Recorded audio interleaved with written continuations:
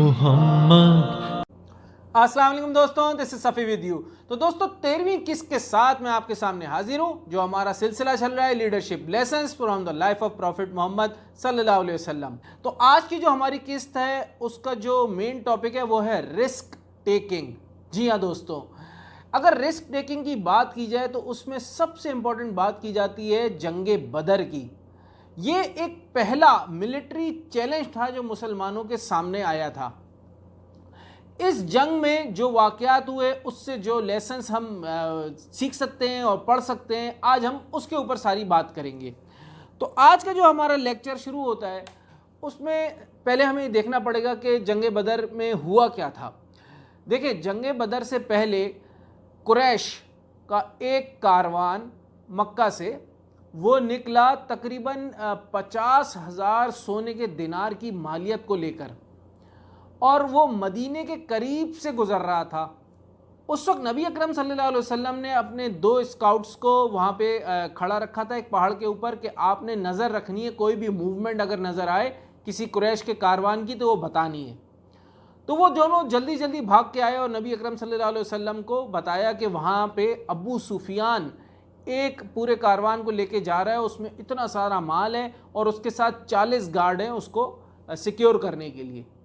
تو نبی اکرم صلی اللہ علیہ وسلم نے دیکھا کہ یہ سب سے اچھا موقع ہے، کیونکہ مسلمانوں کی ساری جائیداد اور ساری مالیت کو فورسفلی جب وہ مکہ چھوڑ کے آئے تھے تو وہاں پہ ان کو چھوڑنا بھی پڑا تھا اور وہ سب اپنا جو ہے وہ گنوا چکے تھے۔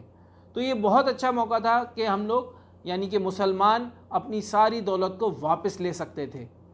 تو اس موقع پر نبی اکرم صلی اللہ علیہ وسلم نے اعلان کیا کہ ٹھیک ہے، ہم ریڈی ہو جاؤ وہاں جانے کے لیے۔ تو کچھ لوگوں نے یہ بھی کہا کہ ہمیں گھر جا کر اپنے اونٹ اور سامان لینے دیں، تو اس پر بھی نبی اکرم صلی اللہ علیہ وسلم نے منع کیا اور فرمایا کہ جو بالکل ریڈی ہے وہ اس سفر کے لیے نکل سکتا ہے۔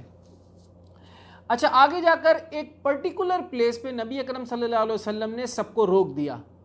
تو وہاں پر ایک صحابی نے پوچھا کہ یہ آپ پر کوئی وحی نازل ہوئی ہے جس کی وجہ سے ہم یہاں رکے ہیں، یا پھر یہ کوئی ملٹری ٹیکٹکس ہیں؟ تو نبی اکرم صلی اللہ علیہ وسلم نے فرمایا کہ نہیں، یہ میں ملٹری ٹیکٹکس کی وجہ سے یہاں پہ ہم نے اسٹے کیا ہے۔ تو پھر اس صحابی نے آگے فرمایا کہ یہاں سے تھوڑی آگے جا کے پانی کے ویل ہیں، یعنی کہ آپ یہاں سے ان چیزوں کو دیکھیں کہ کتنی اسٹریٹجیکلی وہ لوگ اس وقت زمانے میں بھی سوچا کرتے تھے کہ ہم وہ پانی کے ویلز کو جا کر روک دیتے ہیں اور وہاں پہ جو ہے نا ایک ٹیمپرری ٹینکس بناتے ہیں جس میں ہم اس پانی کو جمع کر لیں گے اور ویل کو روک دیں گے۔ تو اس سے کیا ہوگا کہ جب ہم لڑیں گے تو ہمارے پاس پانی ہوگا، لیکن جب قریش والے لڑیں گے تو ان کے پاس پانی نہیں ہوگا۔ نبی اکرم صلی اللہ علیہ وسلم کو یہ ایڈوائس بہت پسند آئی اور انہوں نے اس پر عمل کرنے کی تجویز کو قبول کیا۔ اسی دن نبی اکرم صلی اللہ علیہ وسلم کو خواب آیا، اور خواب میں یہ آیا کہ جو اینیمی ہیں آپ کی وہ اتنی زیادہ بڑی نہیں ہے جتنی مسلمان سمجھ رہے ہیں۔ یہ خواب آیا نبی اکرم صلی اللہ علیہ وسلم کو۔ بہرحال اگر اس میں دیکھا جائے تو یہاں پہ اگر میں اس کو ریفر کروں، میں نے یہاں اوپن کر کے رکھا ہے، سورہ انفال کی آیت نمبر 11 ہے جہاں پہ اس کا ریفرنس ہے۔ اور وہ ریفرنس سے پہلے میں بتا دوں کہ پھر اگلے دن صبح بہت تیز بارش ہوئی۔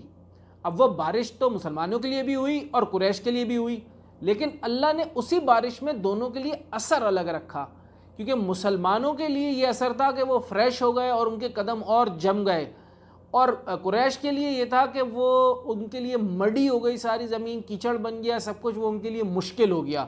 اور اس کا ذکر قرآن میں اللہ نے فرمایا ہے کہ وہ وقت جب تمہارا رب فرشتوں کو وحی کے ذریعے حکم دے رہا تھا۔ اب دیکھیں، اگر میں اس کو تھوڑا پیچھے سے بتاؤں گا تو زیادہ بہتر رہے گا۔ اس میں اس طریقے سے ہے کہ تمہارے دلوں کی ڈھارس بندھائے اور اس کے ذریعے تمہارے پاؤں اچھی طرح جما دے۔ اس کا ریفرنس لے لیں کیونکہ بہت سارے لوگوں نے بولا تھا آپ ریفرنس بھی بتا دیا کریں۔ سورہ انفال ہے، قرآن کی سورت نمبر 8 اور اس کی آیت نمبر 11۔ تو اس میں جو ہے وہ اس کا ذکر ہے۔ اب یہاں پہ میں تھوڑی سی آپ کو تعداد بتا دوں۔ اس وقت مسلمانوں کے پاس صرف 2 گھوڑے تھے، 70 اونٹ تھے، اور جو سولجرز تھے وہ ٹوٹل 300 سے 317 تھے۔ اس کے ساتھ جو ہے وہ پورا جو ایک قافلہ تھا نبی اکرم صلی اللہ علیہ وسلم کی کمانڈ میں وہ آگے بڑھا۔ 2 بٹالینز سے نبی اکرم صلی اللہ علیہ وسلم نے وہاں بنائی تھی تاکہ وہ اس کو لیڈ کر سکے۔ اچھا، اب اس پوری چیز کے لیے ابو سفیان کو پہلے سے پتہ تھا کہ جب وہ وہاں قریب سے گزریں گے تو مسلمان ان پر حملہ کر سکتے ہیں، تو اس نے بھی جو اپنے سمجھ لے کہ انویسٹیگیشن کے لیے کچھ لوگوں کو جو ہے کھڑا کیا ہوا تھا پہاڑ پہ، تو انہوں نے ابو سفیان کو فوراً جا کے بتایا کہ مسلمان موومنٹ کر رہے ہیں اور وہ ہم پر حملہ کر سکتے ہیں۔ تو فوراً میسیج اس نے جو ہے وہ مکہ میں قریش والوں کو بھیجا، اور قریش والوں نے اور بھی کچھ عرب ٹرائبس کو جمع کیا، اور وہاں سے ایک بڑی تعداد میں جو ہے نا سولجرز اور ایکوپمنٹس اور سب چیزیں روانہ کری، جس میں 1300 سولجر تھے جو کہ 100 گھوڑوں کے ساتھ تھے، اور 600 سولجر اونٹوں کے ساتھ تھے، اور ان کے پاس بے شمار ساز و سامان تھا، اور ہر 10 دن کے لیے ان کے پاس کھانے کے لیے ایک الگ اونٹ تھا۔ تو کتنے ساز و سامان کے ساتھ انہوں نے آ کے ابو سفیان کو جوائن کرنے کے لیے وہ نکل پڑے۔ جب وہ رستے میں تھے تو اس وقت ابو سفیان نے میسیج بھی بھیجا کہ اب میں نے اپنا روٹ چینج کر لیا ہے، تو اب ہمیں مسلمانوں سے اتنا خطرہ نہیں ہے، لیکن اس کے باوجود کیونکہ ابو جہل تو مسلمانوں کا دشمن تھا، اس نے کہا کہ نہیں، ہم پھر بھی آئیں گے اور وہاں پر آ کے ایک فیسٹیول جو ہے لگائیں گے، اور وہاں بازار بھی لگائیں گے اور اپنی طاقت کا مظاہرہ بھی کریں گے۔ بہرحال اس میں سے کچھ لوگ واپس ہو گئے، تو تقریباً اب 1000 سولجر کی ان کی باقی کی جو بٹالین تھی وہ باقی رہ گئی دشمنوں کی۔ اب یہاں پر دیکھیں، جب ان سب چیزوں کا مسلمانوں کو پتہ لگا تو مسلمانوں میں بھی کوئی ایک جماعت ایسی تھی جس میں تھوڑا سا خوف پیدا ہو گیا۔ تو وہاں پر یہ قرآن کی پھر سورہ انفال میں جو 8ویں سورت ہے، اس کی آیت نمبر 5 اور 6 میں اللہ نے یہ مسلمانوں کو میسج بھیجا، جو میں یہاں سے آپ کو ریڈ کر دیتا ہوں۔ مال غنیمت کی تقسیم کا یہ معاملہ کچھ ایسا ہی ہے جیسے تمہارے رب نے تمہیں اپنے گھر سے حق کی خاطر نکالا، جبکہ مسلمانوں کے ایک گروہ کو یہ بات ناپسند تھی۔ وہ تم سے حق کے معاملے میں اس کے واضح ہو جانے کے باوجود اس طرح بحث کر رہے تھے جیسے ان کو موت کی طرف ہنکا کر لے جایا جا رہا ہو۔ دیکھیں یہاں پہ اس جماعت، وہ جو خاص طور پہ اس وقت خوف میں آ گئی تھی، اس کے لیے اللہ پاک نے قرآن میں یہ آیتیں نازل فرمائیں۔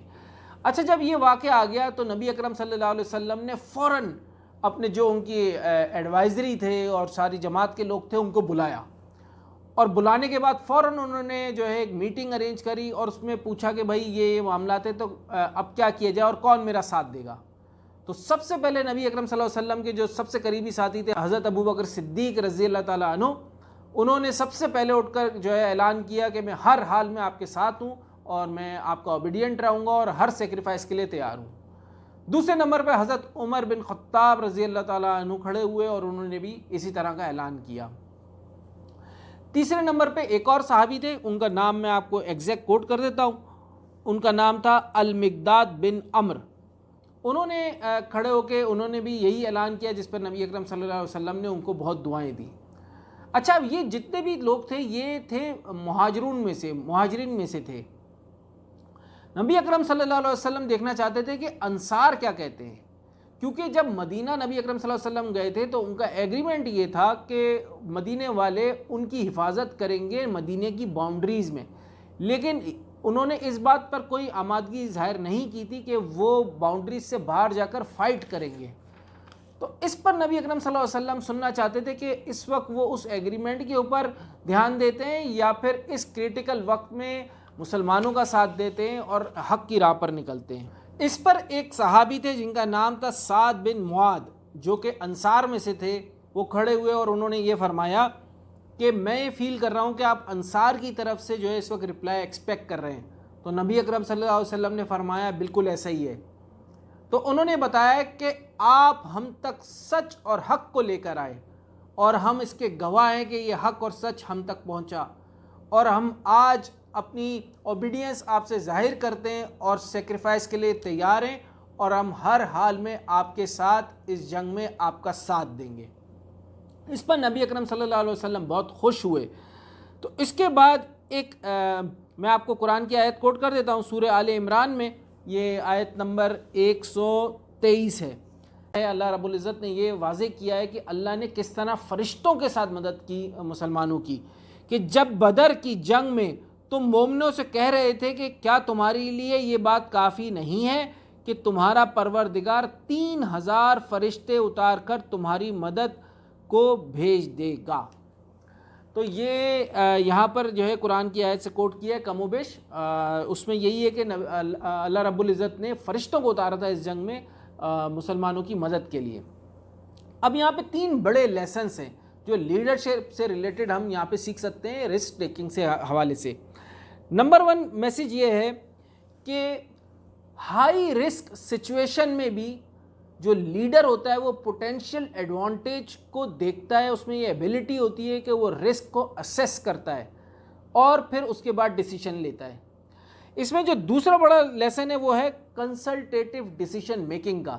یعنی کہ جب وقت آیا تو نبی اکرم صلی اللہ علیہ وسلم نے اپنے فالوورز کو جمع کیا, میٹنگ بلائی, ایڈوائزرز کو بلایا اور وہاں پہ جو ڈیسیشن لیا وہ سب کے ساتھ مل کے کنسلٹیٹیو طور کے اوپر لیا اور پھر اس کا فائدہ ہوا. تیسرا اس میں جو بڑا سبق ہے وہ ہے انٹرنل فیتھ اور کنیکشن آف اللہ رب العزت کا. یعنی کہ جب تک آپ اللہ سے آپ کا کنیکشن نہیں ہے تو پھر کچھ نہیں ہو سکتا, کیونکہ وہ جو فرشتوں کی جماعت اللہ نے اتاری وہ اس کنیکشن کی وجہ سے, اس محبت کی وجہ سے اتاری. تو دوستوں یہ آج کے سارا سبق تھا ہماری قسط کا. آج کی قسط تھوڑی لمبی ہو گئی اس لیے ہم اس حدیث کو اسکپ کر رہے ہیں. تو جو کچھ ہم نے پڑھا سنا اللہ پاک اس کو جو ہے قبول فرمائے, اور جو بھی غلطیاں ہو گئیں پڑھنے میں بولنے میں اس کے لیے پرسنلی طور پہ بھی معافی مانگتا ہوں, اور اللہ اس غلطی کو معاف فرمائے. آپ کا دوست صفی اللہ. السلام علیکم.